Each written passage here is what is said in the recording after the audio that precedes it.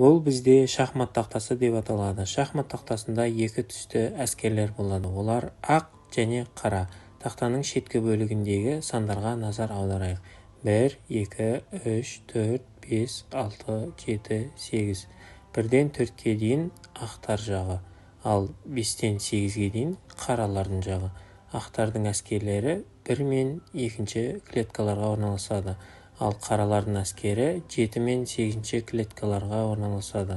Шахмат тақталарында фигуралар орналасады, ал енді сол фигуралармен таныстыра кетейін.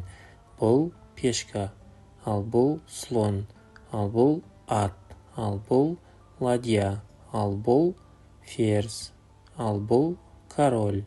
Тақтаның шеткі жағында ладья орналасады. Ладья бізде тік және көлденең бағытта жүре алады. Ладья бір жүрісте өзінің тұрған орнына қарай кез келген бағытта, яғни тік немесе көлденең бағытта жүре алады. Есте сақтайтын жайт, егер ладьяның алдында өзінің фигурасы немесе пешка тұрса, одан секіріп, аттап немесе жанынан өтіп кетуге болмайды.